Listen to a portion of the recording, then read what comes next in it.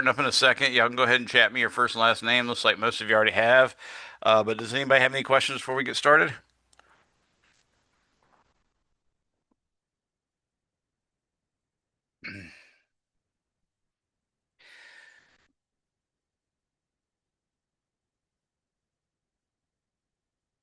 All right. Looks as if you don't. I just want to let everybody know you do have, as I sent out a text message, or excuse me, I sent out a announcement which supposedly was sent to your email as well. Actually, no, I didn't do an announcement. I just did an email uh, to remind you that you have a practice test, an online test, and a face-to-face test. I'll do this weekend. If you also recall, I did. Offer all the students that had missed a online test or a face-to-face test in the past. They have a deadline that I think is this weekend as well to get that done. Of course, that they didn't have to do only on the weekend, but these you have to do on the weekend. See my emails and announcements or whatever to figure that out. But if I remember correctly, this class, which is the PHY 241 N02B, y'all have y'all can do the exam, the face-to-face test that is. Y'all can do it either anytime Saturday, anytime Sunday, or anytime Monday, but it has to be done by 11:59 p.m. Monday evening. And it, of course, can't be done any earlier than Saturday morning. So you're doing that. If you're in O01B, which obviously you guys are not, they had, I believe they had all day Saturday and all day Sunday to do theirs. Uh, so anytime Saturday morning up to 11:59 p.m. Sunday night, and then my PHY 242 D01B, they have the same deal as O01B, which is basically anytime Saturday or anytime Sunday. If y'all can't make that in, then your only other choice is to try to knock it out Friday, or to at a testing center, or to knock it out Saturday at a testing center, or you got to contact me. And either way, you still have to contact me if you can't do it on that Saturday, Sunday, or Monday, whatever days you're allowed to do it. If you can't do it on any of those days that I've set for you, then you got to contact me, and I'll figure out some way to help you out. If you can't do it because of a lack of a webcam, or a lack of Wi-Fi, or a lack of a computer that can access Canvas, that can run Canvas quiz, that can run Respondus lockdown browser and Respondus monitor, and has a webcam or at least a built-in camera. If you have any of those things that are keeping you from being able to take it, you need to let me know as well. That's the case where you're probably going to have to do something at one of the testing centers. So that means you need to make an appointment, and that means you might not get it if you wait to the last minute. That's why I've been trying to send you emails on all this. All right. When we last spoke, we finished up chapter 7. And chapter 7 was really a little bit of preparation to get us ready for chapter 8. And chapter 8 is about conservation of energy. And in fact, the chapter is called Conservation of Energy. And I want to start off with something that we call the gradient theorem, but also it's called the fundamental theorem of line integrals. It's a big, important theorem from vector calculus, and it applies to us. Your book author sort of hints about it a little bit, but doesn't really give all the explicit details. But I wanted you to understand it because it's sort of a guide or a roadmap, if you will, of how to discover a new type of force, figure out if it's a conservative force. If it is a conservative force, then realize that that means it obeys a conservation law. That means there exists a scalar potential for that, and so on and so forth. So I'm going to go ahead and start off by covering that. Let me go ahead and share my screen with you guys, and then we'll jump right into chapter 8, which, again, this is part of chapter 8. It's just a matter of giving you a little bit more details so you'll have some understanding of what we're talking about. So I'm sharing my iPad screen. It should pop up any second now. I took the time to go ahead and write the fundamental theorem of line integrals down. Apologize if my handwriting's not that neat. I know I write a lot better on a chalkboard than I do on these smooth, slick surfaces. But anyways, if any one of these statements are true, all of them are true. That's sort of the neatness of this particular theorem. And number 6, I sort of fudged a little bit explaining into what we were doing with regards to that, and it'll make some sense when I explain it. But anyways, 1 through 6 are perfectly normal, but the seventh one is sort of, I went out on a limb to try to explain it because I couldn't find anywhere that explained it well enough. So one, a vector field F is conservative. So if you have a vector field, and that's normally a force field, but it doesn't have to be. For instance, in electricity and magnetism, we talk about not the force field, but the electric field. And therefore, I tried to scrap this of words like force, but in some sense, it turns out to be force. So just be willing to accept that that F may be a field that is called force, but it may be a field that's called a electric field or something like that. So a vector field is conservative, and what that ultimately means is that you can make a conservation law for it. In other words, it has a very tight connection to something called a scalar potential, and if you take off from point A and go to point B, it doesn't matter what route you take to get from point A to point B, it's always going to be the same amount of work done. That's one of the neat things about it. So, for instance, if you imagine shooting a gun straight up, you know that if you really shoot it straight up and you ignore air resistance, then it's literally going to go straight up and then fall straight back down. And in fact, when it gets to the same height that it left the barrel of the gun, its velocity will be exactly the same. Excuse me, I should say its speed will be exactly the same as when it left the barrel. And that's the nature of a conservative force is that when you return it to its original position, its status will be more or less the same as it had at the original position now that it's at the same original position sometime later. So the curl of F is identically zero. That's a mathematical calculation, del cross F. This del here, this thing, is a vector operator, and it's literally meant to have something put beside it. That thing beside it could be, for instance, a cross product with a force, in which case it's called the curl. It could be a dot product with something other than the force, in which case it's called the divergence, or it could be a scalar function right next to it, in which case it's called the gradient. Okay, but that's what that del is, and in fact, since it's an operator, it sort of looks incomplete. Specifically, the I component, i.e., the x component of it, is I hat partial with respect to x. Literally, it's just a partial derivative with respect to x, but it doesn't say what it's taking the partial derivative of. That's why you leave the space to the right of the triangle. The y component is j hat partial with respect to y, and the k component, which is the z component, is k hat partial with respect to z. So if you put that in a matrix and do a determinant, just like we do with a regular cross product, then you'll get the curl of f. And what I'm saying is, if the curl of f is identically zero, then that is equivalent to the force being a conservative, or that is equivalent to that vector field being conservative. And what I mean by identically zero, it means you don't have to put in a specific x value or a specific y value or a specific z value or any collection of specific x, y, or z values to make it zero. It just automatically comes out as zero when you do that calculation. Part three, there exists a scalar potential U such that F, the vector field, is equal to the negative gradient of U.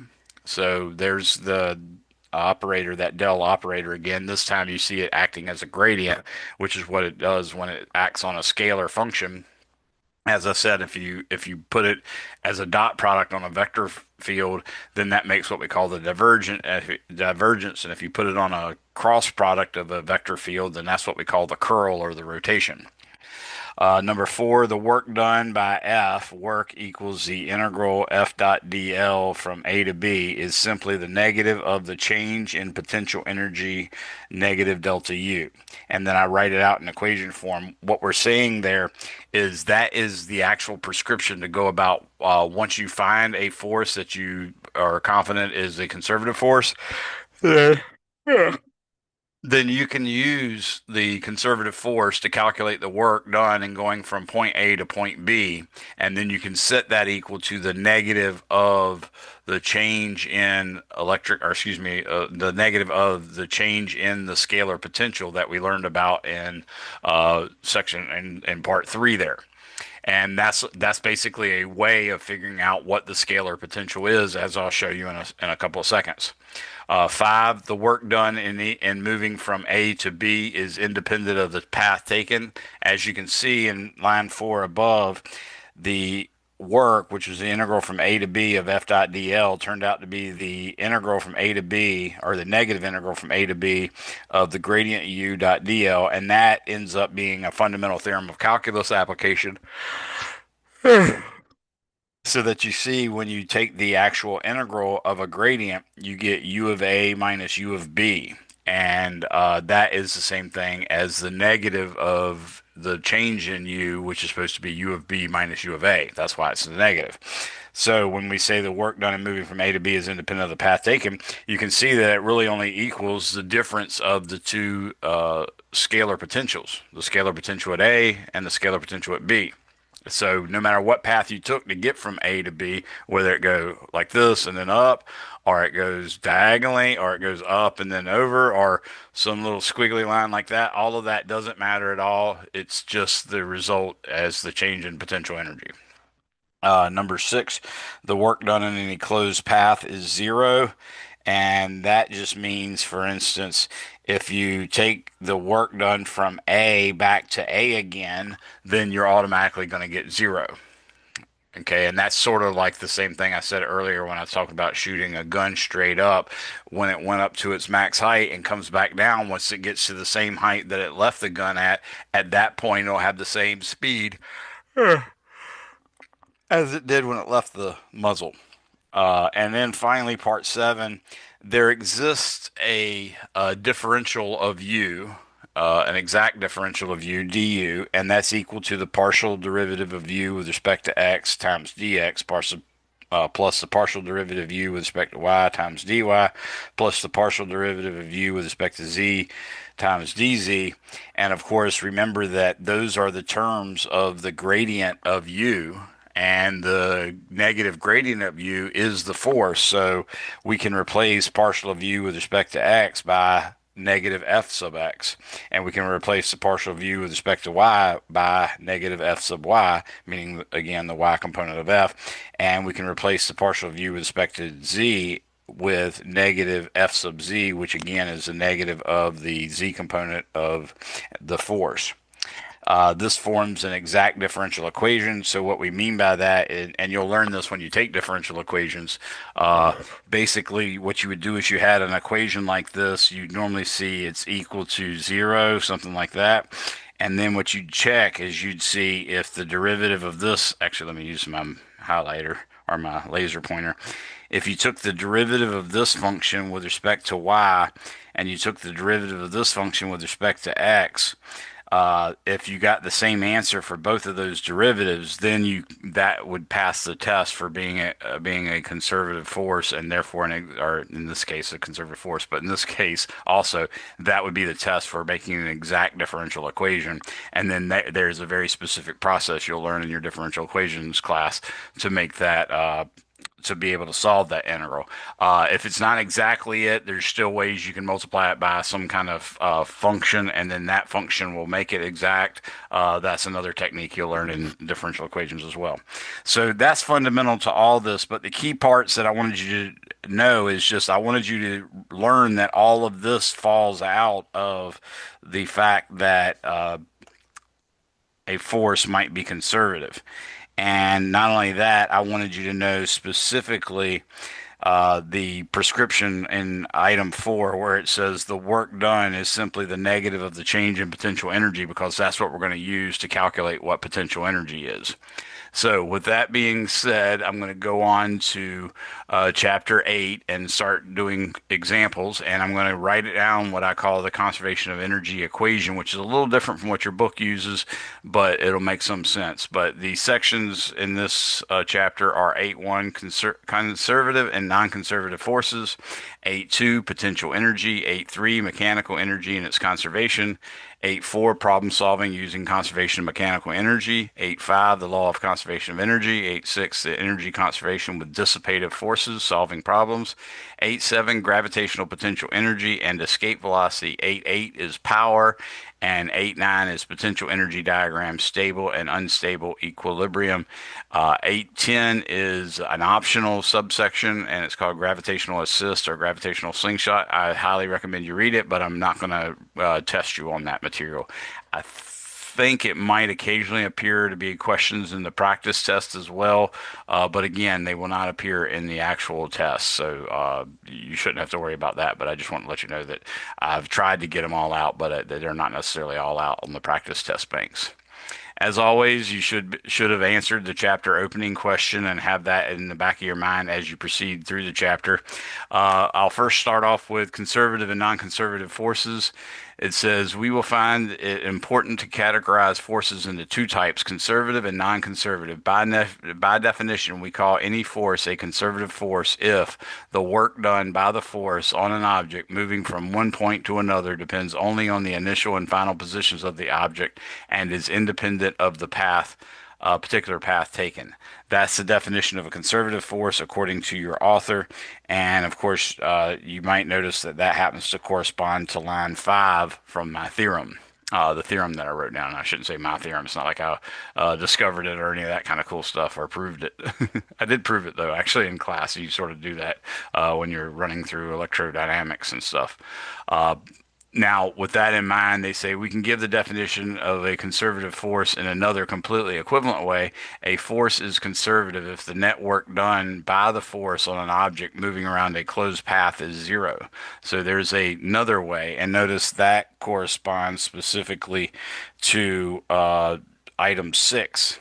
So basically, they sort of stated item 4 too, but they stated item 5 and item 6 as definitions of conservative forces.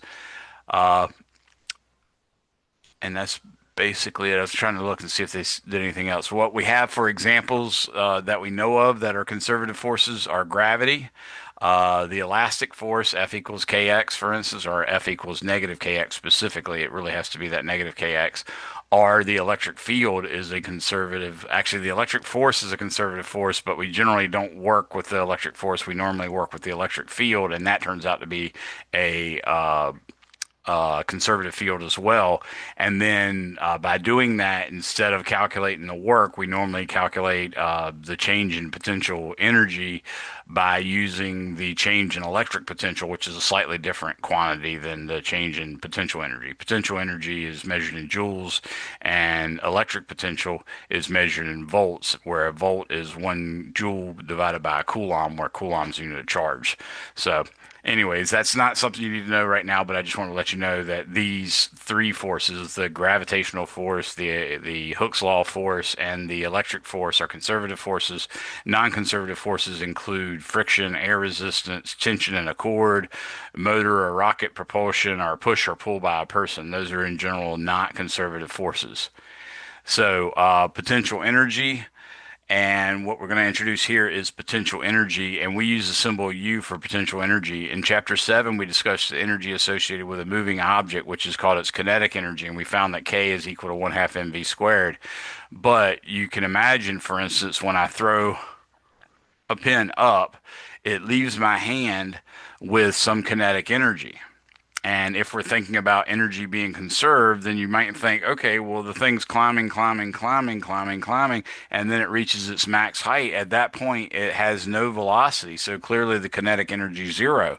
Where did that energy go? Well, it turns out that that energy, which is in opposition to, for instance, the gravitational force, that energy is now stored in the form of that we call potential energy, and that's a positional type of energy, an energy associated with being in a certain location. So what happened was when it left my hand, well, you can always assume the zero of potential energy is any energy point at any point that you want. But you might, for instance, in this case, consider the zero potential the height that the pin had when it left my hand. In that case, then the only energy it had was the kinetic energy, 1/2 mv squared, where v is the initial velocity. Then when it gets up to the top, it has no velocity anymore, and because it has no velocity, it can't have kinetic energy. But now what it has is entirely what we call potential energy, and we're going to learn what that potential energy is. And then it starts to fall back down and speed up, speed up, speed up, speed up, speed up, speed up. And just as it gets to the initial height that it left my hand, it will have exactly the same kinetic energy that it had. And of course, that was the total energy because we defined the potential energy to be zero there. So it's energy will be completely kinetic at that point. So that's the idea of what's going on here. It's sort of like you have a Ziploc bag, and the Ziploc bag always stays perfectly sealed so that no air can get in or out of it. But inside the bag, you can have little baffles, little subsections in it that stuff can flow from one subsection to another, but the total amount of air in the bag never changes. Well, what are those subsections? Well, one subsection is potential energy, another subsection is kinetic energy, another subsection might be nuclear energy, another subsection might be basically all the different types of energy you could have. If you're putting energy into the system, then that's like opening the bag and blowing air inside of it. Or if you're taking energy out of the system by, working against friction or something like that, then that's equivalent to opening the bag and squirting some of the air out and then sealing it back up. So that's the metaphor and the analogy that we're trying to use to have some understanding of what we mean by conservation law. Okay, it's a conservation law not in the sense of, hey, let's conserve electricity by turning the AC down. No, it's conservation and the idea of it being a zero sum game where the gain of one type of energy means necessarily the loss of another type of energy. And right now, all you know of is, because I've told you, is potential energy and kinetic energy, and maybe the couple other things that I mentioned. But that's ultimately what it'll be: is you'll have some number of energies. The sum of all of them is equal to a constant, as long as energy is conserved. And then the sum of all of them, of course, is always going to be a constant. So you can have the left-hand side be the all those sum of those energies at some point A, and then later at some point B, you can have the sum of all those energies as well. Same names, but different distributions of energy inside of it. So let's work with the gravitational potential energy, and maybe that'll let you see exactly how we go about using equation four or statement four to discover the potential energy. So, for instance, what we're going to do is we're going to imagine a box of mass m that is at some height y1, and we're going to lift it slowly. We're going to just barely put enough force on it that it's free to accelerate, and then we're going to wait for the average random molecule to hit the bottom so it'll move up a little bit, and then we'll wait again. Wait again, wait again. So we're trying to do it really, really slow. The reason why is we're trying to have it move without actually accelerating. So we don't want to actually put more than enough force on there. We're trying to put the bare minimum of force, which was whatever force allows it to be in equilibrium. So for instance, if it's a mass over, the surface of the Earth somewhere fairly close to sea level, then mg is the force downward. And if we apply a force equal to mg in the upward direction, then that's enough for it to be at equilibrium so that the acceleration would be zero. And then we just wait, or for a random butterfly flapping his wing to brush that to brush the air and push it up under it so it lifts a little bit. And then we wait an eternity, if necessary, for it to get to a new height, y2.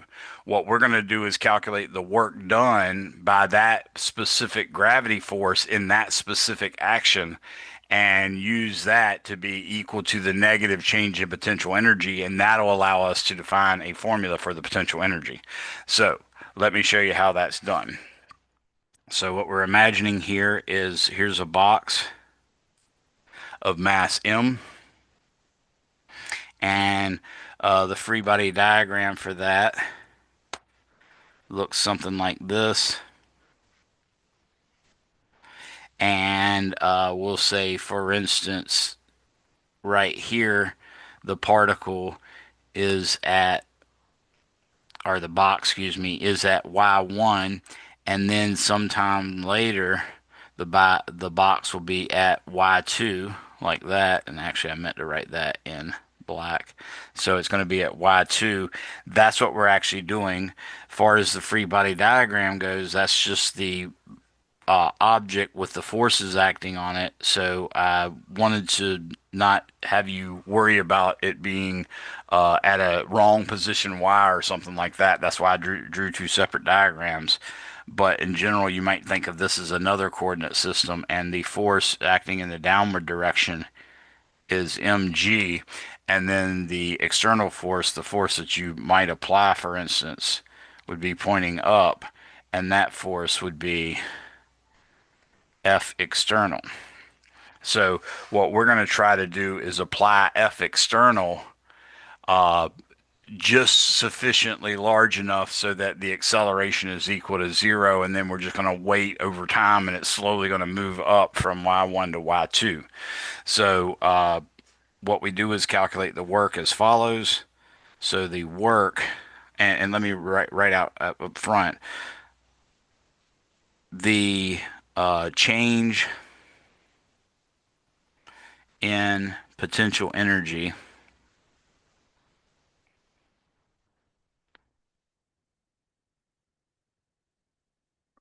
will be the negative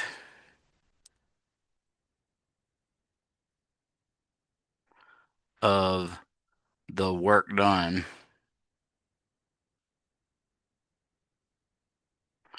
by the gravitational force. The gravity force is the one that we're assuming is the conservative force right now. So it's supposed to be the work done by the conservative force is equal to the negative of the change in potential energy. So the change in potential energy will be the negative of the work done by the gravity force, which is the conservative force.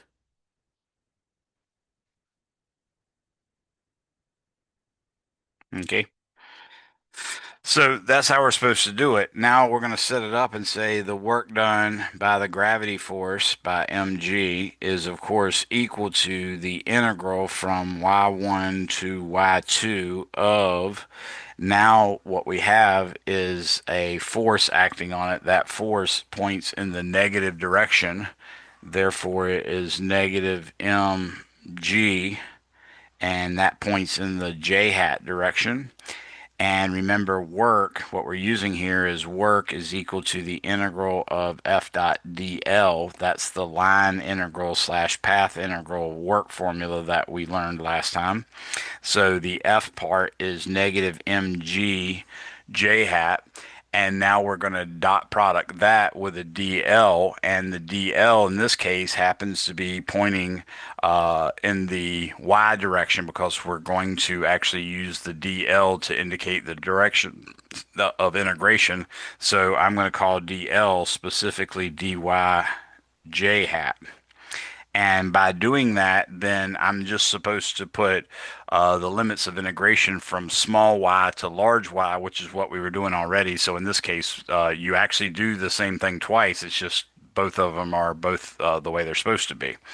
So in this case, we're going to get the work done by gravity is negative. Notice I've told you before, the dot product is what we call a linear operation.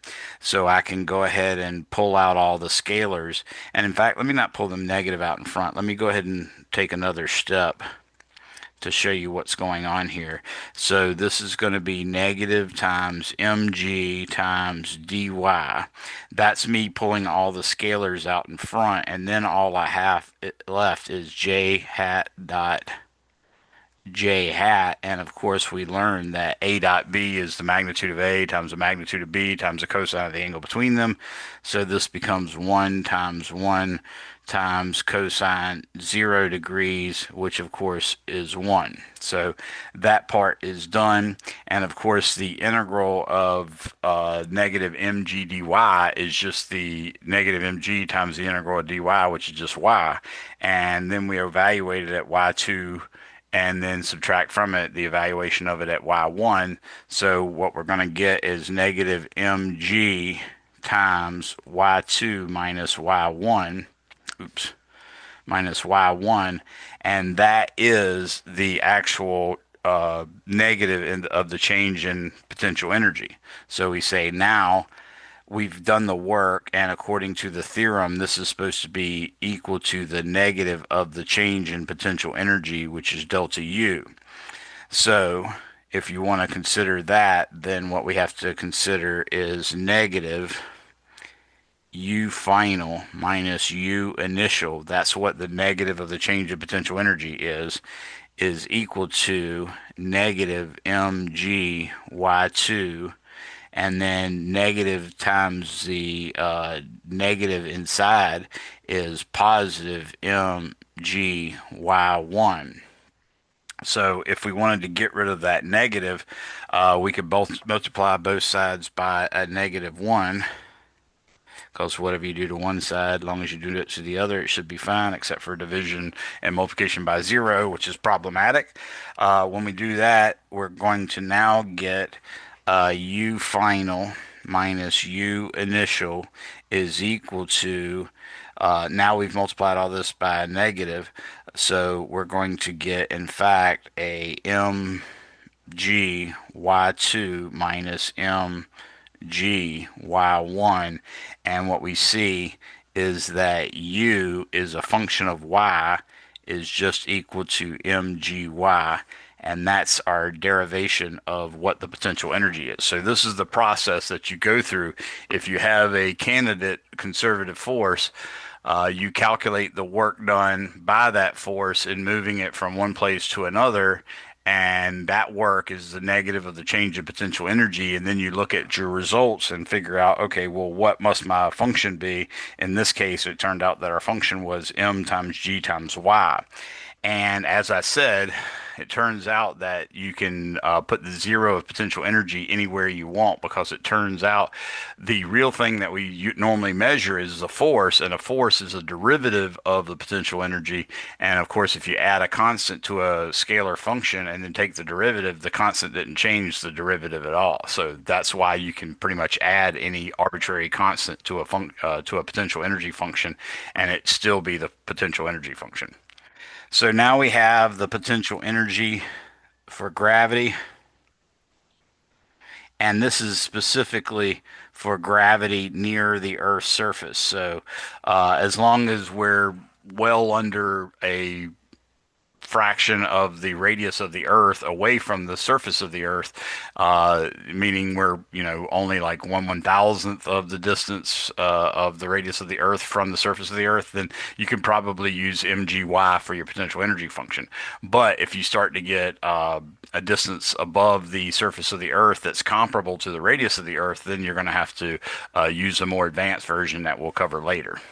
So, any questions on that derivation for the potential energy?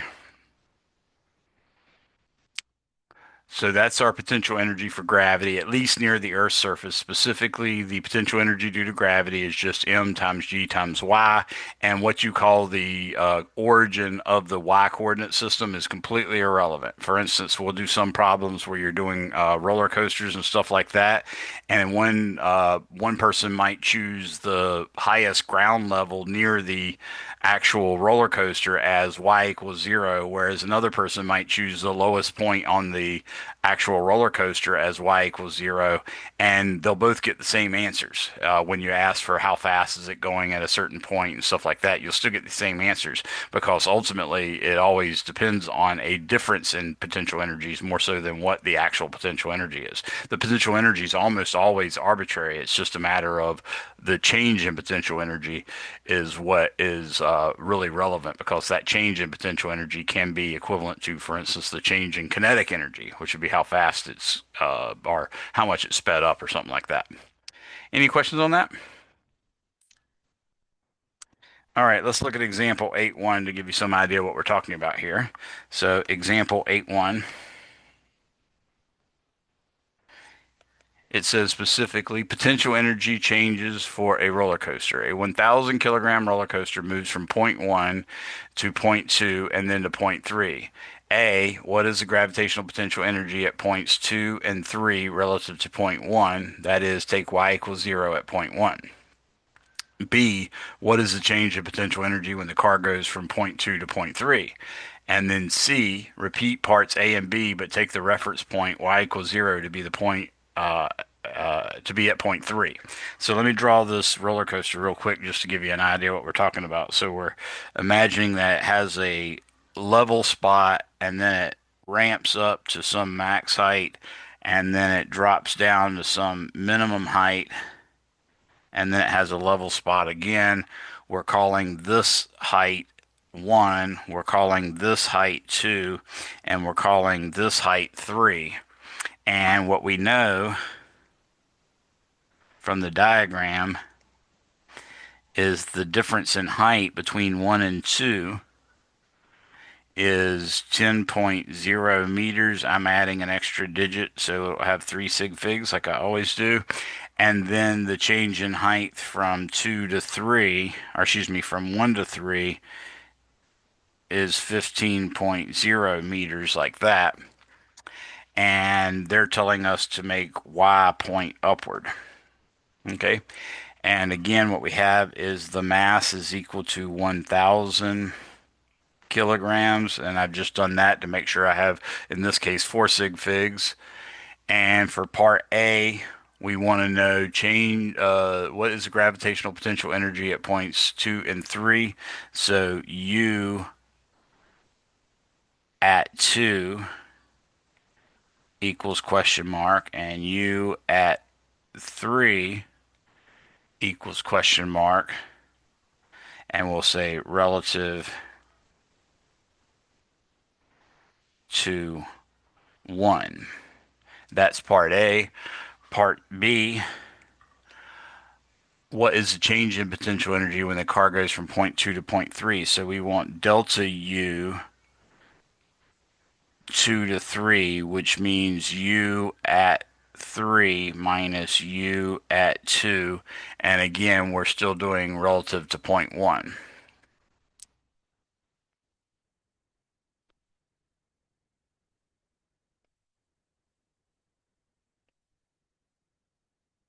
And then part C, repeat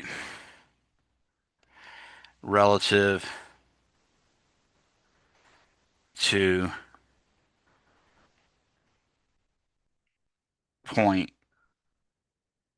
3. So that's what we're trying to do here. Anybody have any questions about this before I get started on solving it?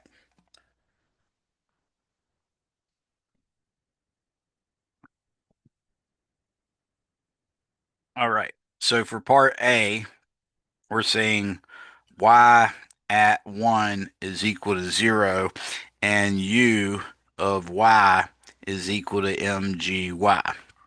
That's what we're doing for part A and part B. And what they want to know is u at 2. So u at 2 is equal to 1,000 kilograms times 9.80 meters per second times the height at 2, which is obviously, since we're considered y equals 0,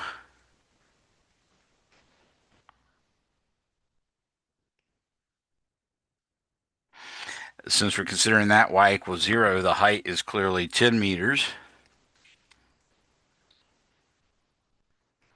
And therefore we get, for the potential energy at 2, 1,000 times 9.8 times 10, which obviously we can do all that math in our head, but that turns out to be 98,000. And of course, the unit comes out in kilograms meters per second squared, which is a newton, times a meter, and a newton times a meter is a joule. So that's going to be joules. And of course, we only had a total of 3 sig figs, so these two guys are not sig figs. And this is U at 2. And I'll say R1, meaning relative to 1, so that there's no ambiguity what we're talking about here. Now I'm going to do U at 3 because that's the other part we're supposed to figure out. So U at 3 is equal to, again, mgy, but m is 1,000 kilograms. G is 9.80 meters per second. Notice we're using the G, and we're not putting in negatives or anything like that. Okay. And then, of course, the height in this case is negative 15. So this one we actually do need to do a little bit of the math with a calculator. So 1,000 times 9.8 times negative 15 in this case gives me negative 147,000 joules. And of course, we still only had three sig figs, so those three are not sig figs. And this is U at 3 relative to 1. And that is our potential energy that they asked for at point 3. Now, part B is what is the change in potential energy when the car goes from point 2 to point 3? So, B delta U 2 to 3 means, and remember the delta, the right side up triangle with the point up top, that means greater minus lesser. Actually, it means final minus final minus initial. So when I write 2 arrow 3, that means I'm going from 2 to 3. So 3 is the final. So this means U at 3 minus U at 2. And I'm not putting R1 there because you're going to find out that it turns out to be the same thing either way. But right now we are doing it relative to 1. So relative to 1, we've got negative 147,000 joules minus 98,000 joules like that. And what we see is that we have negative 147 uh negative 147,000 minus 98,000, and that gives me 24,500, or 245,000 negative joules equals delta U. So that's our delta U from 2 to 3. Now for part C, we're supposed to do the same thing, only now we're going to use 3 as the relative point. So first off, we're going to say y at 3 equals 0, and from that we know that u is a function of y, and it's going to equal mgy. So first off, we're going to say u at 2 relative to 3 is going to be 1,000 kilograms times 9.80 meters per second. And in this part, I'll label it purple, but we're going to say y equals 0 for part C. Okay, and now we can look at that diagram and see, oh, okay, the height of point 2 is 10 meters plus 15 meters, which is 25.0 meters, like that. So we now say 1,000 times 9.8 times 25 equals 200, equals 245,000 joules. And those three digits are not significant. Those three zeros are not. And this is U at 2 relative to 3. I'll circle that, box it off or whatever. And now we're going to say the potential energy U at 3 relative to 3. That's going to be 1,000.0 kilograms times 9.80 meters per second times a height of 0.00 meters, say, which gives me 0.00 joules equals U at 3 relative to 3. So the potential energy at 3 relative to 3 is obviously 0 because that's exactly where we said y was 0. Now, with that in mind, we can go ahead and calculate the change in potential energy. So delta U from 2 to 3, which we might also call delta U 2, 3, which actually, yeah, we sometimes call it that. So that's going to be U at 3 minus U at 2. And again, it really shouldn't matter what it's relative to because we're doing a difference here. That's why I didn't write relative to anything. But we are going to take these particular values, which are relevant from 3.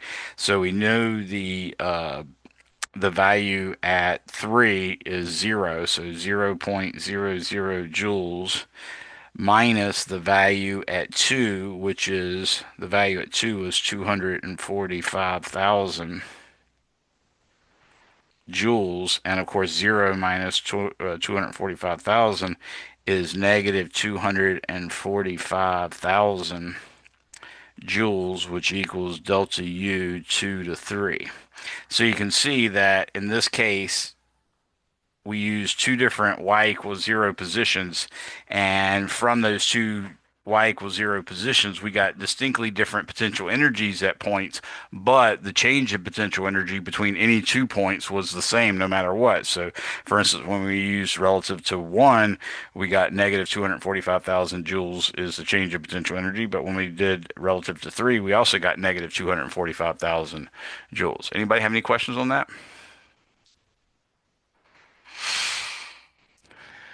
All right, so that's the general way we actually define potential energy is equal to the negative change in, or the change in potential energy is equal to the negative of the work done. So your book takes a moment to write that. Let me write it right here just as a sidebar, if you will. What we've just learned was delta U, can't use that special drawing package. What we just learned was delta U, which is of course U2 minus U1, because delta always means final minus initial, is equal to the negative of the work done from 1 to 2 by the conservative force F dotted with dl, and that, of course, is equal to the negative of the work done. So that's our general rule, and that's what we just used a second ago to find out what exactly the potential energy function is for the gravitational force. And we found the potential energy function for the gravitational force was mgy. All right. What about potential energy for an elastic spring? We actually did that last time. We already did the work done in compressing a spring or the work done in stretching a spring. And either case, you still get the same quantity. But quickly, let me show you what this is. So, elastic potential energy. Whoa,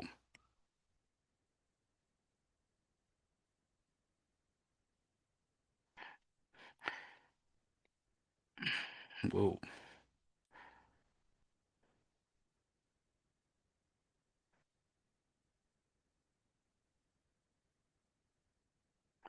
So elastic potential energy is what we're working on here. And of course, the change in potential energy is equal to the negative of the work done. So we're going to calculate that. We're going to say delta U, which is supposed to be U at x minus u at 0, because we're imagining taking the stretch of the spring from x equals 0, because we've got the spring at equilibrium position sitting at the point on the origin, so that the x value is actually 0 when it's in equilibrium, and we're going to move it out to a position x, which might be a position that we're stretching it, or it might be a position that we're compressing it. But the main thing is we're calculating the work done. The delta U is actually equal to the negative of the work done, so I put the negative right there.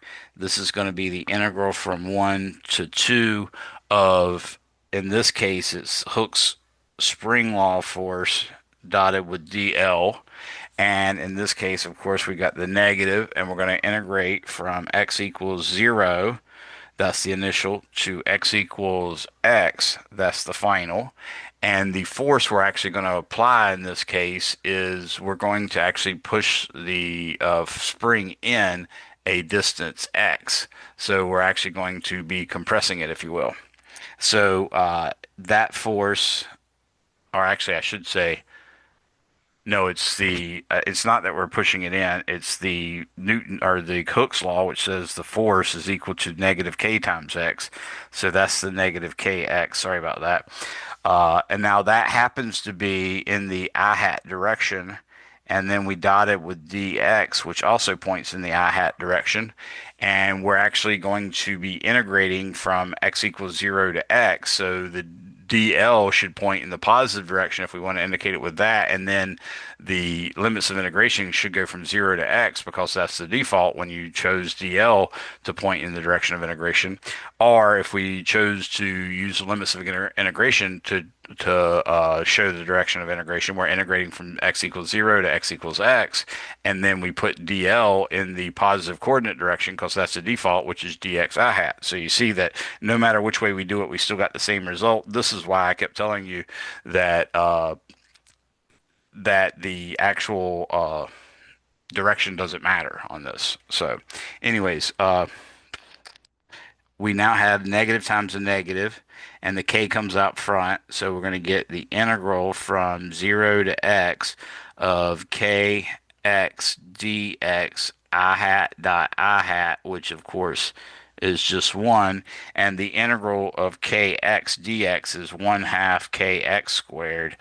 And that's it evaluated uh, at the endpoints as well. So delta u, which equals u of x minus u of 0, is equal to 1 half kx squared, which you might also say minus 1 half k 0 squared, like that. And then you would see, oh, u of x for a spring is actually, or u of x elastic is actually equal to 1 half kx squared. So that's another potential energy function. And you can use this. Sometimes I use it as potential energy. Sometimes I say it's the work done against the spring. Sometimes I say it's the work done by a spring. The main thing is you can treat it as work done, or you can treat it as potential energy, or you can treat it as just about anything. Energy loss, like you're sucking energy out of the system if you're allowing a spring to bring it to a stop, that sort of thing. All those are different ways, and that'll make more sense once I give you our conservation of energy equation, the way we're planning on doing it. So we've done all of this, and now we're going to go on to example 8.2. So example 8.2 says determine f from u. Suppose u of x is equal to negative ax over b squared plus x squared, where a and b are constants. What is f as a function of x? So u of x, that's our potential, our scalar potential function, and that's equal to negative ax over b squared plus x squared, where a and b are constants. Whoa.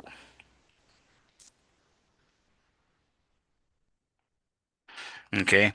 What we want to know is f of x is equal to question mark. So what we learned from the gradient theorem, or the line integral theorem, is that u, or specifically f vector, is equal to the negative gradient of u. And as I told you, the gradient function, I'll write this as solution, so we'll know that this is what we state to write down the equations that we know.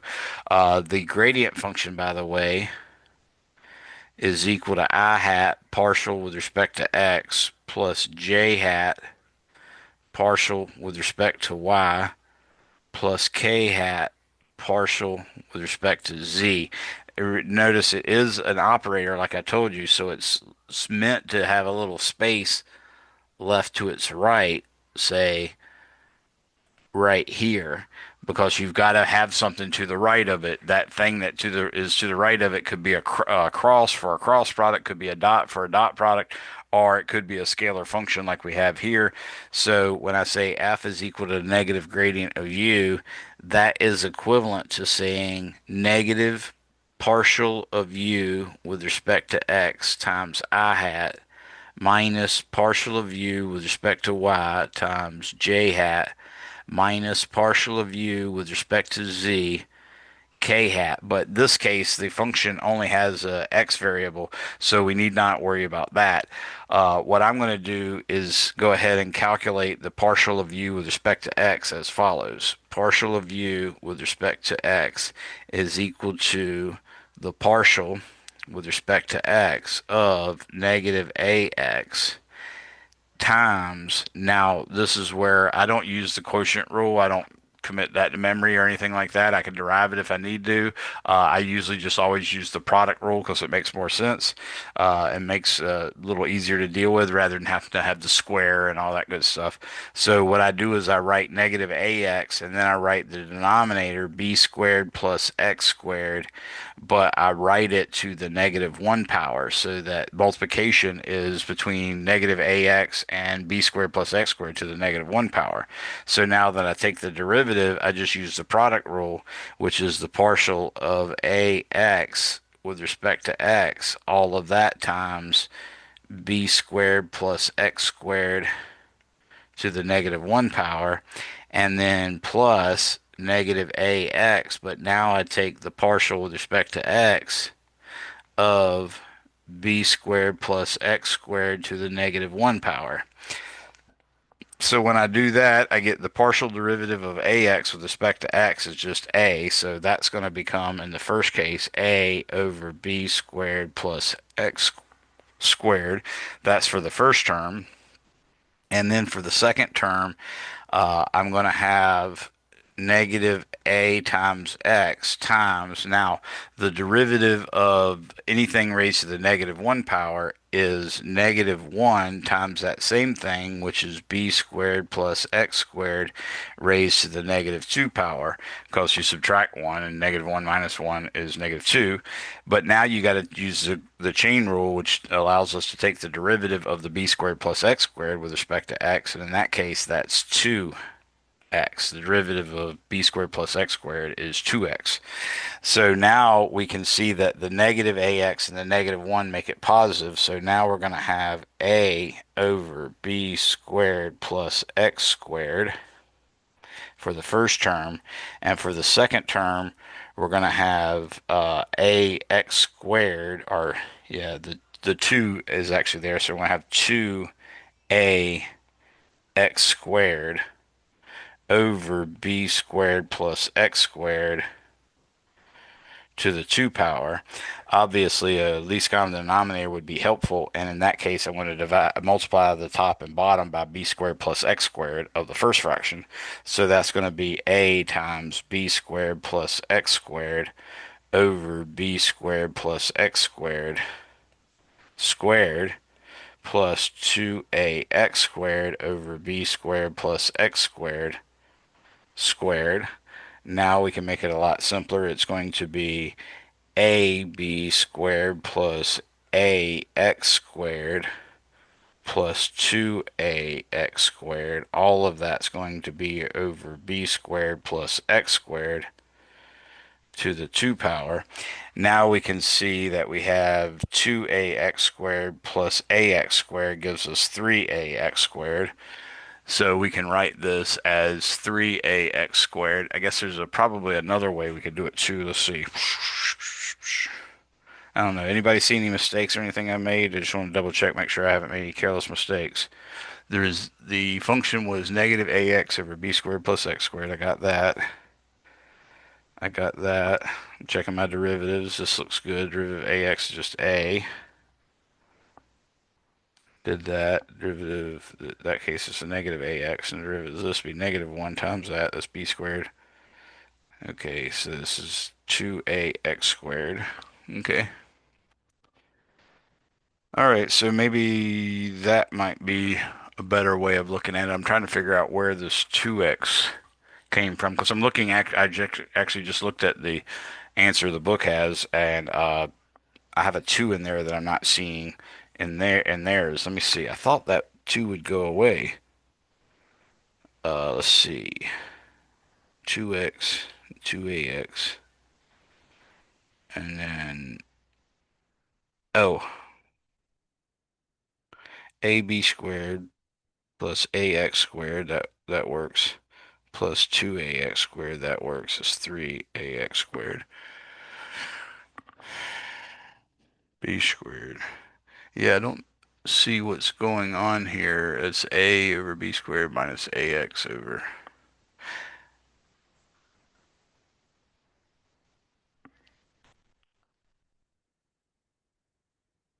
It's 2x there. Well, I will leave it like this. I mean, everything I've done seems to be right. I don't see any errors. But we could try to make this a little neater. We could say, for instance, that it's a common factor of a, and then there's going to be a b squared times a to get that first term, and then there's going to be minus a 3x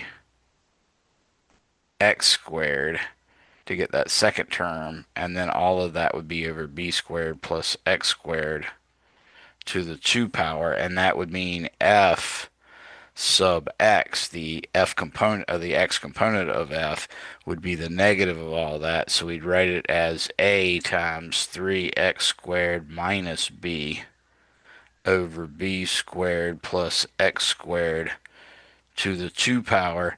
Y'all might be able to find something here. I know this is differing from the book's answer. Your book has the 2x in it in one step, but in another step, I'm not necessarily seeing it.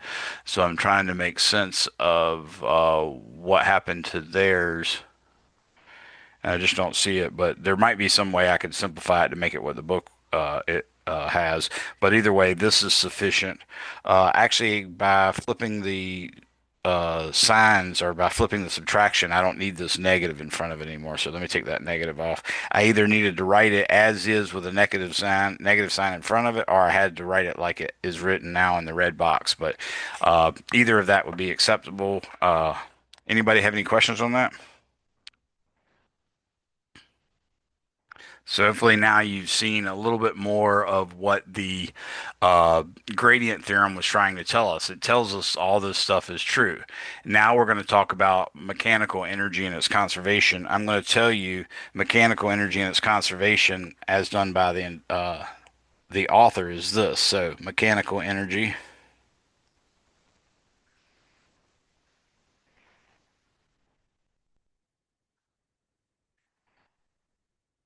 and its conservation.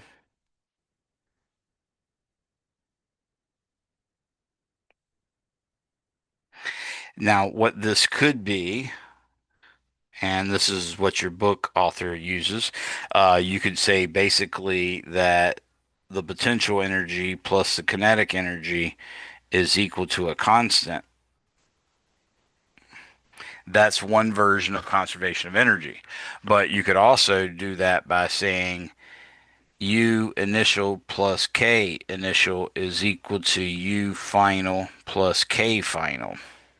That's another version. So I'm going to say this is one. This is two. Now, something else you could do is you could pull the left-hand side of two over to the right, and then you'd have U final minus U initial plus K final minus K initial equals zero, which we normally write as delta U plus delta K is equal to zero. Those are all acceptable versions, including the one I didn't number, which is U final minus U initial equals K final minus K initial. All of those are completely equivalent, and all of those are perfectly fine to use. However, you have to do other things and make up other terms, especially if you're trying to deal with a dissipative force, because there could be dissipative forces. There could also be someone putting energy into the system. Let's say, for instance, if you want to study a child sliding down a mountain, maybe the father gave her a little push ahead of time. You can't take that into account with this version. So what I use is the following. So what Mr. Younger recommends And I never remember if recommends has like two C's and two M's or four C's and four M's or whatever. So I'm going to put it here, and I would like to write it net messy enough where no one could tell whether or not I misspelled it. So I'm just going to leave it like that and say recommends, and I'll put quotation marks around it because there's a good chance I spelled it wrong. All right. So what I do is I say U initial plus K initial plus work in is equal to U final plus K final plus work out plus E loss. Now it's not really symmetric. For instance, I could say plus E entered on the left hand side or E in on the left hand side. That would be acceptable. You could actually add that if you wanted. You could say, or maybe I would say it right here, plus E gained.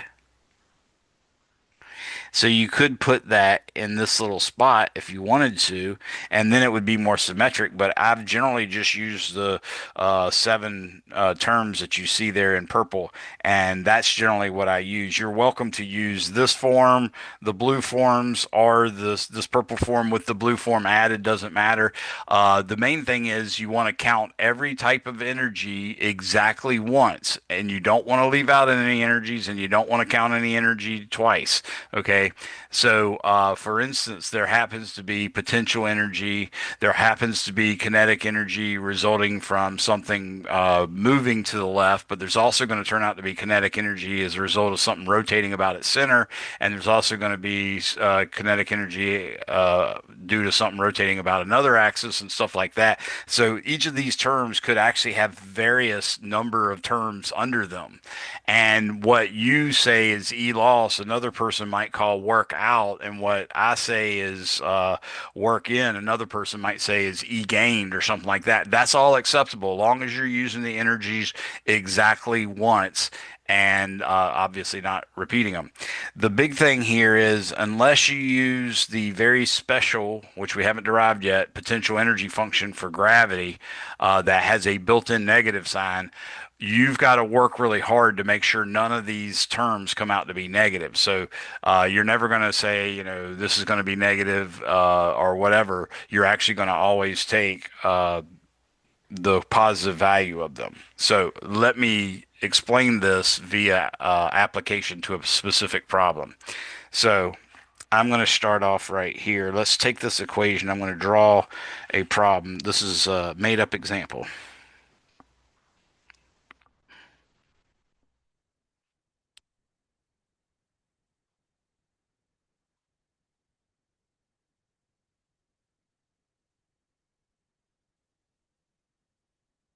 So here's a made up example. What we're going to imagine is we have a flat spot on the top of a hill, and then it's going to slope down really, really steeply, and then it's going to go level for a long period, but it's going to bump into a highly frictionful area, and then at the end of that frictionful area, there's going to be a spring-loaded border for it to stop. Anything that still has velocity at the end, and there's no friction in that part. The friction stops there. So what we're going to imagine is up top is a little girl on her sled.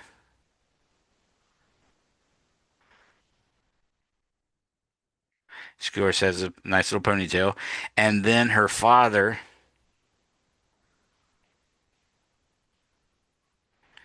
giving her a push.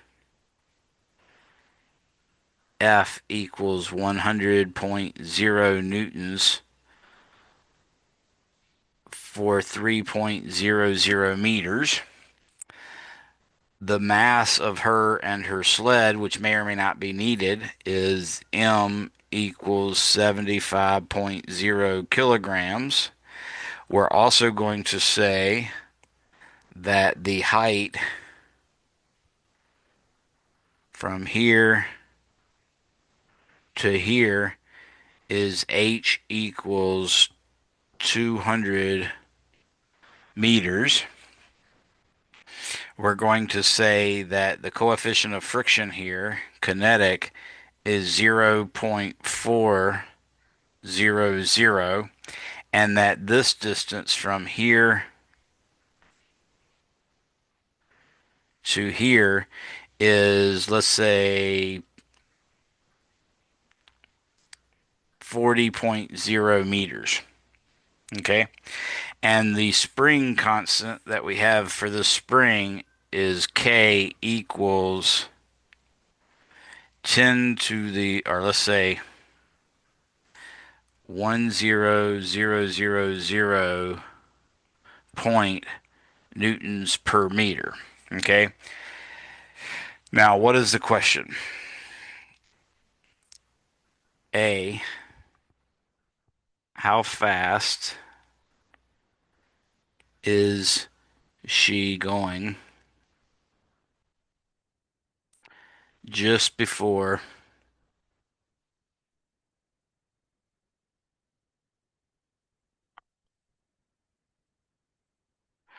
just before running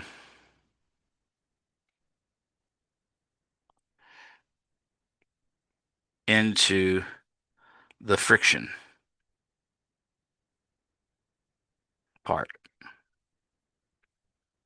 That's part A. Part B,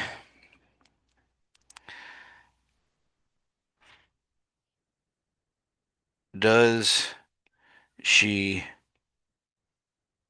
make it through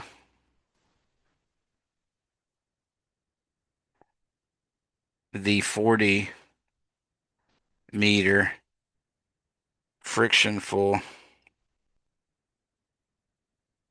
area? If not, how far? So if she doesn't make it, how far does she make it before she runs out of speed?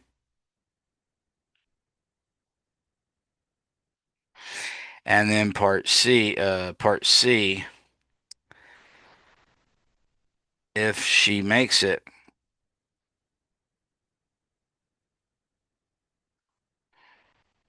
through the friction,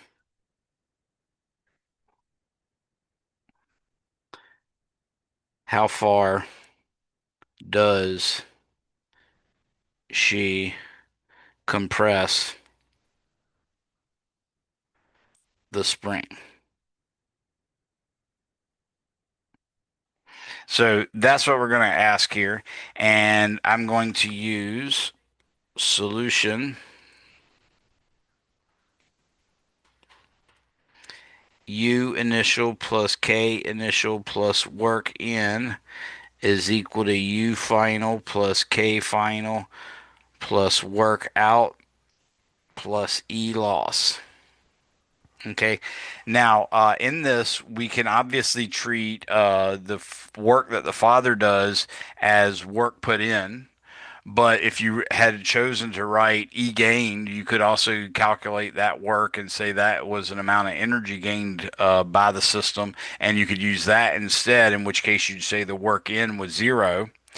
Uh, when we get to the friction spot, we can say that the girl is doing work against friction, and we could call the friction energy stolen to be work out, or you might just say that's E loss. And again, you're just going to calculate the work done against friction as it slides across that.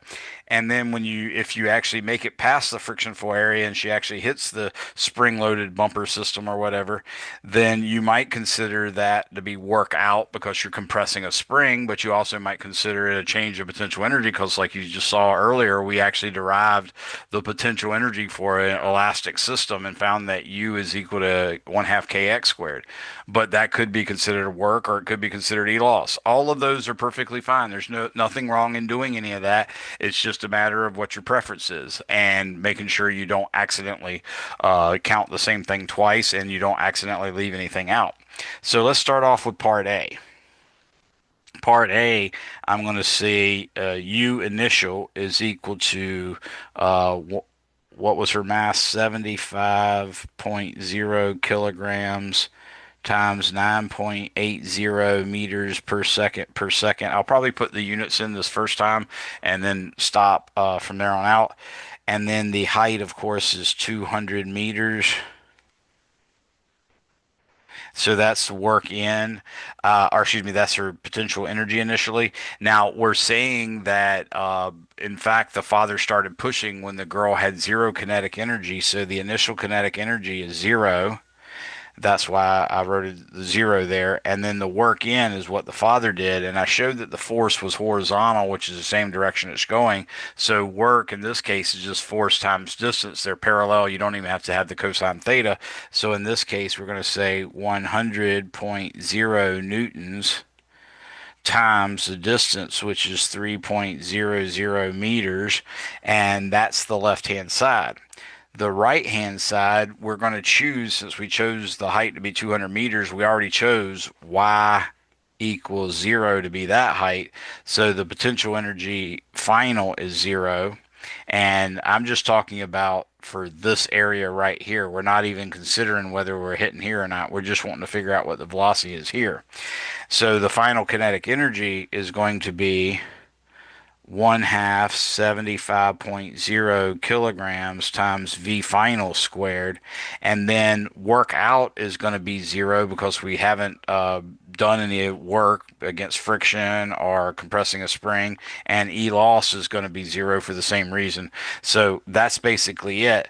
You might notice that in this case, you cannot divide through by the mass. Not every term has the mass. So the mass of the child slash sled was absolutely needed.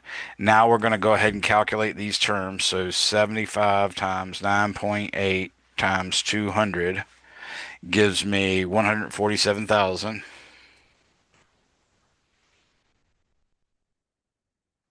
joules plus 300 joules. That's for the 100 times 3 equals, now we're going to say 37.5, and that is kilograms times V final squared, like that.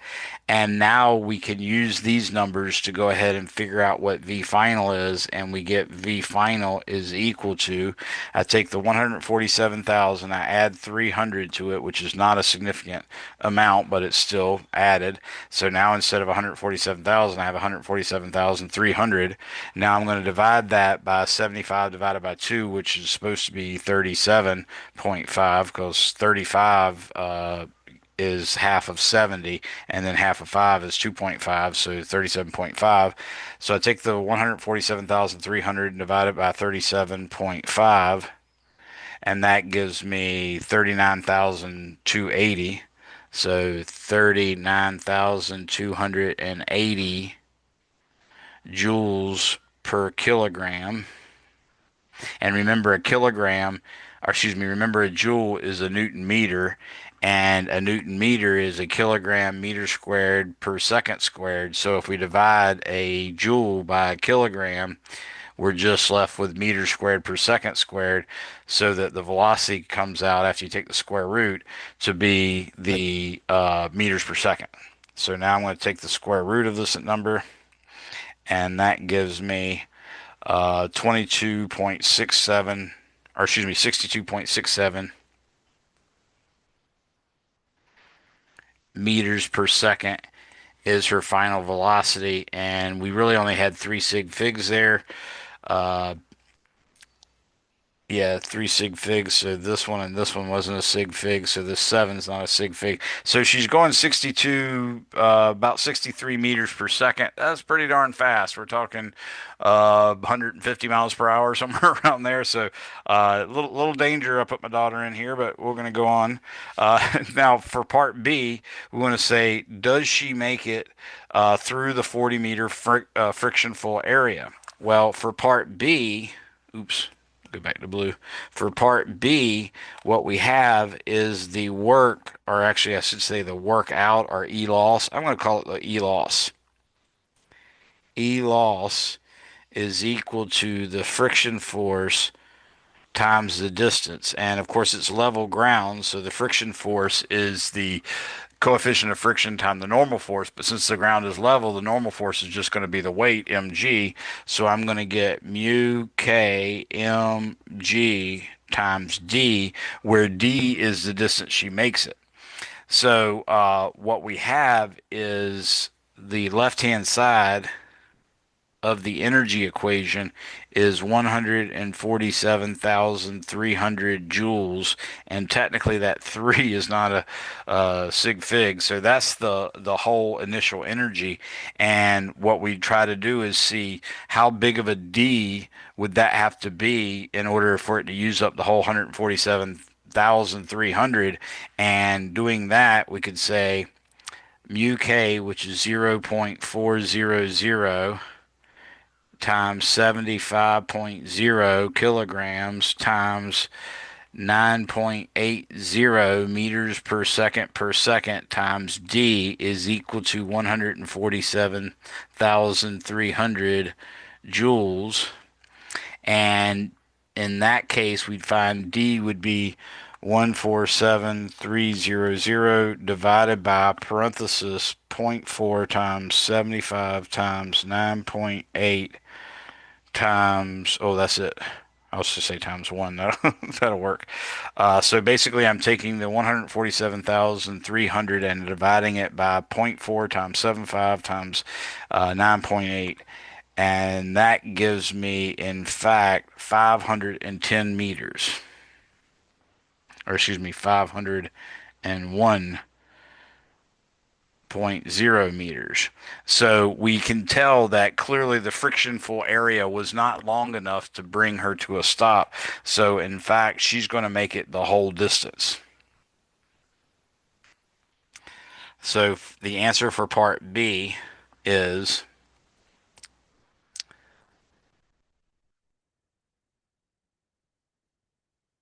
the girl will cross the entire 40.0 meter length.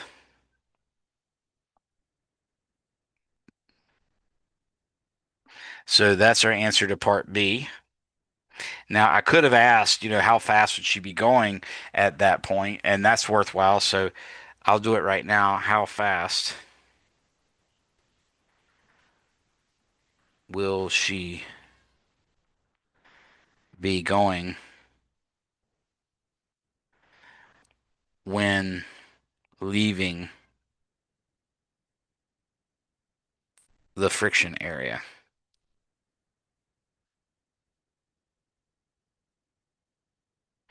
Well, for that, we need the left-hand side, which we know was 147,300 joules. By the way, you could set this up every time the left-hand side and do all that calculation, but it's smarter not to. So I'm doing that. So that's the whole left-hand side. But in this case, the right-hand side is only going to be made up of not the kinetic energy, because what we're doing is we're imagining how much kinetic energy she'll have left. So we put in the 1/2 75.0. I'm leaving off the units here as I warned you I would, times, in this case, it'd be V final squared. But we have to make sure we account for the full 40 meters of frictional force. So that's going to be plus 0.4. Again, leaving off the units, 75, 9.8, and 40, like that. And this allows us to figure out what the final velocity would be, 147,300. I'm going to subtract from that parenthesis zero point 0.4 times 75 times 9.8 times 40, and that would give me what I'm going to do, to divide by 1/2 of 75. And in this case, I get 135,500. So 135 500. That's going to be joules. And of course, those last three digits were not sig figs. And now I'm going to divide that by 1/2 of 75, which is 37.5. And then I got to take the square root of all that to get the final velocity. So I'm going to divide that by 37.5. And that gives me 3,614. And this was kilograms, remember? So this is meters squared per second squared. So as you can tell, this is going to be a rather high velocity as well. And in fact, it gives me 60.12 meters per second is her velocity when she leaves the frictionful area. But that was something that we did extra. We didn't really need it. Okay, it was just something I did to show you you could. Now for part C, what we want to do is figure out exactly how much she's going to compress the spring. Now we might start with the 147,300 and then subtract from it basically the kinetic energy or the energy she lost from the friction force and stuff like that. But we can just go into it and say, well, all she has going into the spring is really the remnants of her kinetic energy, and we know what those are because it's 1/2 times her mass, which is the 75 kilograms, times the 60.12 speed. And in that case, we're just going to say that is what's left of the 147,300. So that's the total amount of energy she has. We can set that equal to the E loss, and that would give or excuse me, we can set that equal to the work out, which is 1/2 kx squared, and that'll do it. So we are using this same equation, ui plus ki plus work in equals u final plus k final plus work out plus e loss, except what we're doing here is realizing that at the end of all of that, the 147,300, which is the left-hand side, minus the kinetic energy that was taken away by the friction or the E loss, just gives us the kinetic friction or the kinetic energy at the end, plus whatever energy is going to be stored. So what we're going to do is say 1/2 75.0 times 60.12 meters per second. Oops, I don't want to use the units. I told you I wasn't going to use the units. I'm trying to save some space here, but that's 60.12, and that's going to be squared. Now that's basically the left-hand side with the work out or with the E loss pulled out of it, and then the right-hand side, all we have left is the E loss and the E loss, or excuse me, the work out, and the work out is 1/2 K, which is this is 1/2 kx squared. The K is 10,000, so this would be 10000.0 newtons per meter times x squared. So basically, we're going to say x is equal to the square root of, now, zero point 0.5 times 75 times 60.12 squared. That actually gives me 135,500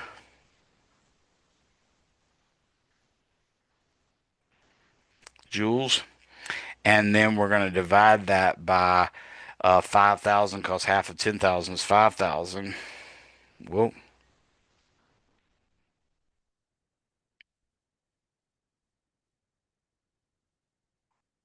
that's weird. I don't know why this thing keeps erasing my numbers.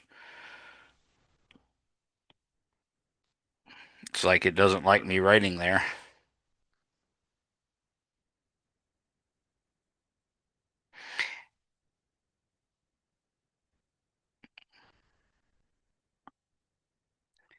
And that should give us our uh, x. So if I take this and divide it by 5,000, now I take the square root of that. Oops.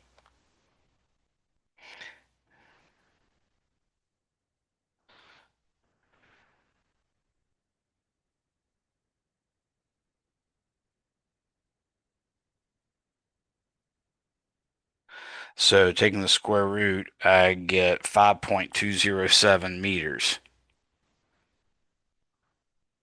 So obviously, this is a lot of numbers that I made up that aren't necessarily very realistic. But the main thing is, this one example is what I consider to be a pretty good example to show you how to use the conservation of mechanical energy equation that I particularly use.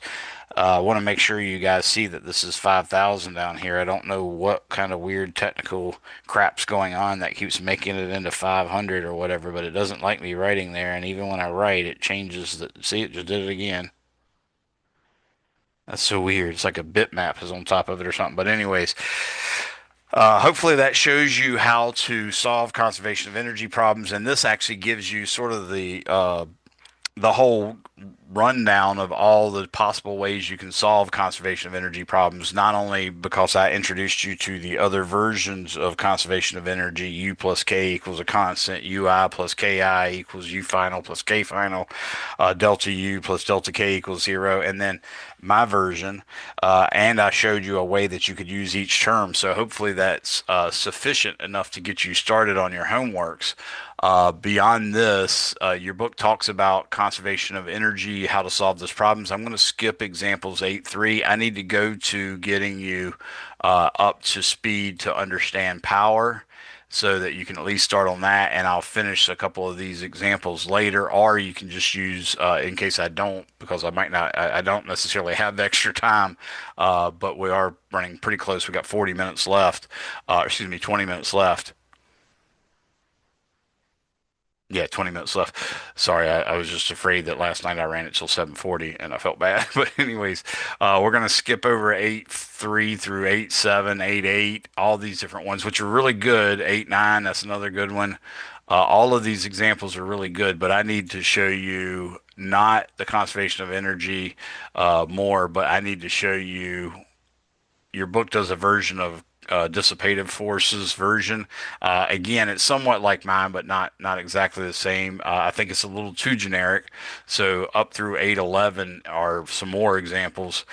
The gravitational potential energy, that's the one that I want to do now. So what we're going to do is figure out the gravitational potential energy when you're not necessarily near the surface of the Earth, where we can't use F equals mg.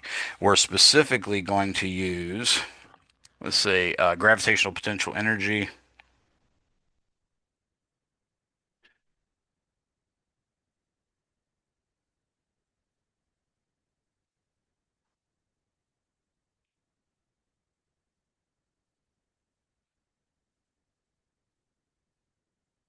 So this is gravitational potential energy, but in this case, we're using it with respect to the Newton's law of gravity, which we can write as F equals G m Earth over R squared R hat, something like that.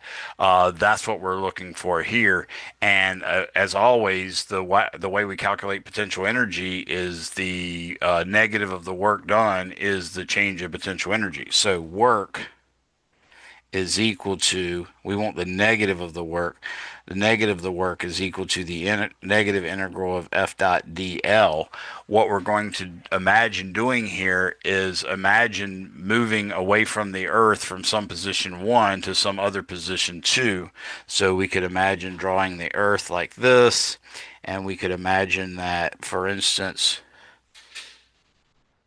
we have the particle at R1 right here, and then it's going to fly away like this to some position R2.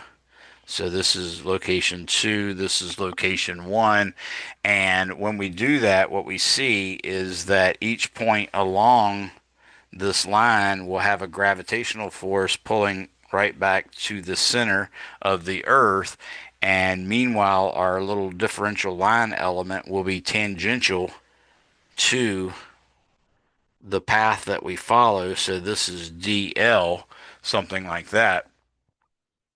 So when we go to calculate this, we can take negative integral, and in this case, we're going to say negative g m, because the object has a mass m,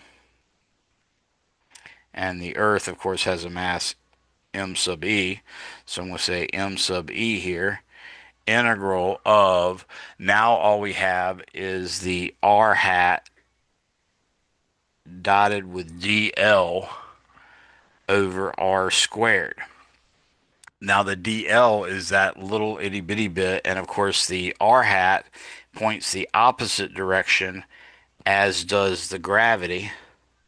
So this would be the r hat direction, and this angle right here would be, say, theta.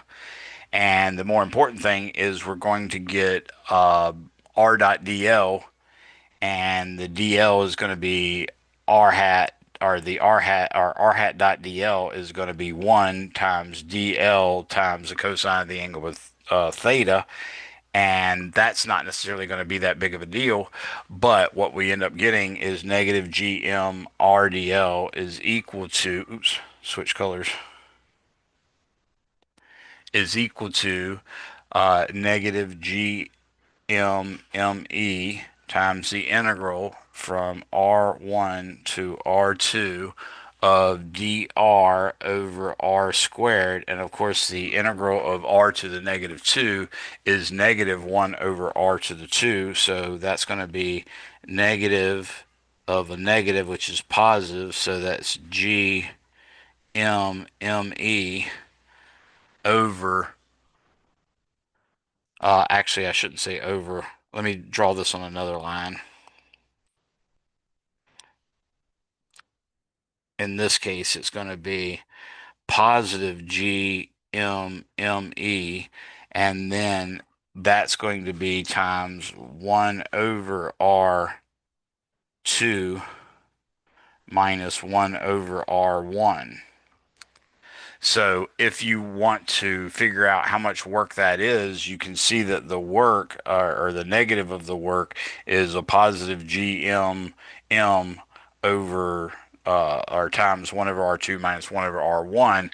But if we want to imagine this as a change in potential energy, that is delta U is equal to the negative of the work done, which equals U 2 minus U1, something like that.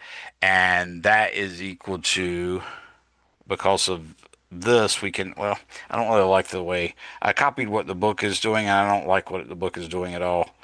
Uh, it's fine. I mean, it works, but it's not easy for me to explain uh, right now because I don't see it. But ultimately, what you end up coming up with is this: the potential energy is negative G M M E over R. That's the result. So ignore this derivation to some extent. Look back over your book's derivation.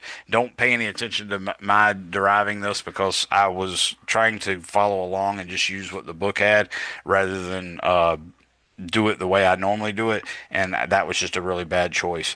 But ultimately, this is the result. The potential energy function U of R is negative GMM over R. So this is that time where I tell you that you will possibly have a negative in your potential, in your conservation of energy equation, but it's this particular function that automatically has a negative sign in it. Everything else, you just keep the signs positive. So you're not going to have like a minus 1/2 mv squared anywhere. You're going to have positive 1/2 mv squared on one side, and you'll have a different positive 1/2 mv squared on the other side. But this is the potential energy gravitationally for any distance. And in fact, if you wanted to say how fast, or let's say,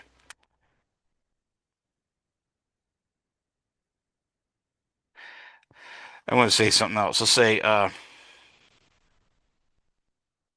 if an object can escape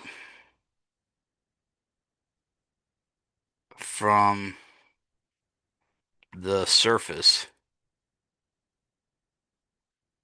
of the earth and, or excuse me, by only launching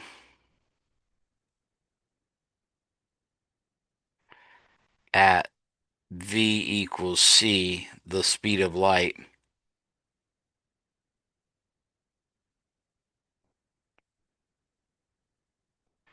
So if an object can escape from the surface of the Earth by only launching at v equals c and then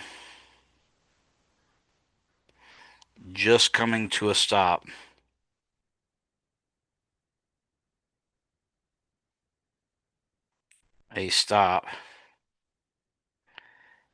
at r approaching infinity, how big or how small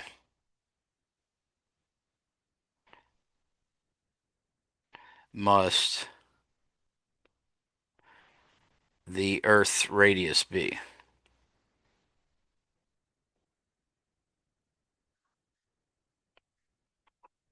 So that's a question that we could ask.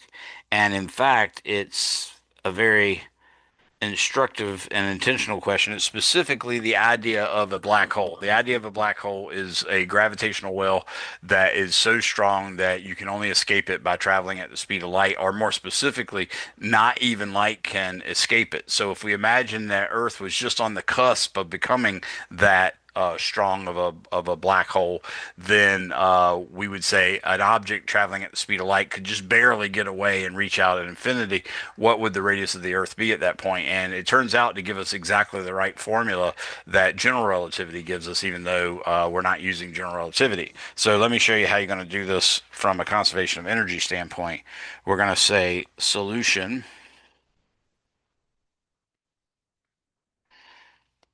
U is equal to negative GMM over RE squared, for instance. That's where the radius of the Earth. I'm putting in RE specifically because we're talking about the potential energy at the Earth's surface to be U initial. A U final is going to be the limit as R approaches infinity. So I just wanted to put that there. What we are going to use is U initial plus K initial plus work in equals U final plus K final plus work out plus E loss. Now, this is a wonderful problem because we're not taking into account any of those extraneous energy sources. So work in is going to be zero, work out is going to be zero. We're ignoring air resistance and E loss and all sorts of cool stuff. We are also mentioning that K final is going to be zero because it reaches infinity and comes to a stop. So V equals zero at the final spot. And not only that, since it reaches infinitely far away, if you take the limit of U of R as R approaches infinity, you'd see that U final is also equal to zero. So that's the big key here. So now what we're going to do, again, not using relativity, we're just going to use our normal formula for kinetic energy. I have now negative GMM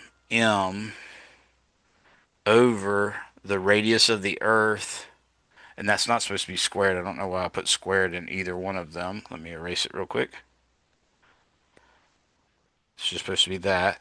So that's my potential energy. And my kinetic energy, again, we're not using relativity, so I'm just going to say the kinetic energy is 1/2 mv squared. And in this case, the v has to be the speed of light. So I'm going to replace the v with c, and then all of that is equal to zero. You can see that you can divide both sides by m, and then the lowercase m disappears. But from that, we also have now that GME over RE is equal to 1/2 c squared, and therefore we can say that the radius of the Earth as a black hole, so I'll put REBH, has got to equal 2GME over c squared. And that is what we call the force field radius. Let's go ahead and calculate what it is just to give you an idea. So 2 times 6.67 times 10 to the negative 11th.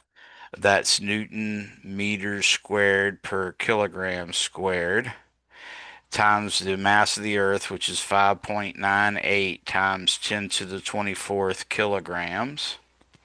And then we're dividing all this by the square of the speed of light, which is approximately 3.00 times 10 to the 8th meters per second quantity squared. I think you can see that this does turn out to be just plain meters, but let me see what it actually is. 2 times 6.67 times 10 to the negative 11 times 5.98 times 10 to the 24th divided by parentheses 3 times 10 to the 8th quantity squared, close parentheses, and this gives me 0.00886 meters. So it literally has to be about 8 millimeters, and about 9 millimeters is the size of the Earth if the Earth were to behave like a black hole. And as I said, this is actually the correct formula. This 2gm over c squared is what we call the force field radius, which is the distance out from the center of the black hole to what we call the event horizon of a black hole. But anyways, that's one application of this new potential for gravity and for this conservation of energy thing. And we've managed to work out a little bit of details about a black hole. That's kind of fun. Now, the other thing I was mainly shooting for here was, and you can do this escape velocity, which we'll talk about next time as well. But the main thing I wanted to get to here was just to give you power. So we introduced power, and the power is defined as the rate at which work is done. Power is the rate at which work is done. Now, just for a refresher, when we say rate versus ratio, a ratio is a division of two quantities that have exactly the same units, or both pure numbers, for instance. But a rate is when you have a ratio of two things with different units. Like your velocity is your rate because it's the number of miles per hour, whereas 3/5 is a rate, or excuse me, is a rate ratio, and like I said, miles per hour is a rate. So in general, what this means is power is equal to, on average, the work divided by the time taken. Now, in general, if you wanted to talk about instantaneous power instead of average power, then you'd say power is equal to dW over dt. But you'll find that occasionally you realize that the work is going into energy, in which case you'd call it dE dt, and that would be acceptable as well. Or sometimes you'll realize that the work is going into increasing the potential energy, in which case you'd call it du over dt. So all of these are actually acceptable versions of power. The one with the bar over it is an average. Oops, average is an average, and the other ones with the derivatives are actual full values. So, for instance, if you wanted to compute, for instance, what is the work done, uh, well, actually, now I don't think I want to do that, but we could do something like power is equal to dW over dt, but that's d by dt of the integral of f dot dl. And you might look at this and say, well, what if the force and the direction of the force is, and the magnitude of the force doesn't change, in which case the integral of f dot dl is not really necessary. We could say it's d by dt of f times l, like that. If that's the case, then you could say, well, if the f is not is a constant, then the f is going to come out in front, and you'll get f times dl dt. And I think you recall from a previous version that we've discovered that our previous example that we discovered dl/dt is actually velocity. So you could say F times V, and it turns out in general power is force dotted with velocity. So even if you want to take into account the fact that the force might not be exactly parallel to L, you could take into account the cosine theta in there instead. And if you took into account the cosine theta, you got P equals F dot V instead of just P equals F times V. So this is another expression that we can use for power, specifically when you have a force applied to maintain a constant velocity V, for instance. So I think that's good enough. We are now at the 7:20 mark. So it's time to let you guys go. You're all free to go. Chat me your first and last name if you haven't done so already. I'm going to wait for the last person to leave in case you have any questions. Uh, Other than that, have a good weekend. Don't forget to get your tests done. Online tests, fact practice tests, face-to-face tests, makeup tests, all that good stuff.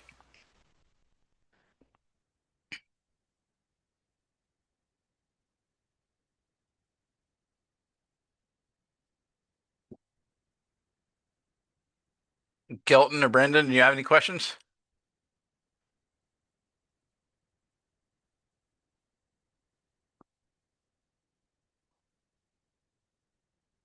All right. Well, I don't believe they're here, so I'm going to go ahead and stop sharing and call it a day. Have a good one. Thanks for coming, everybody. Bye bye.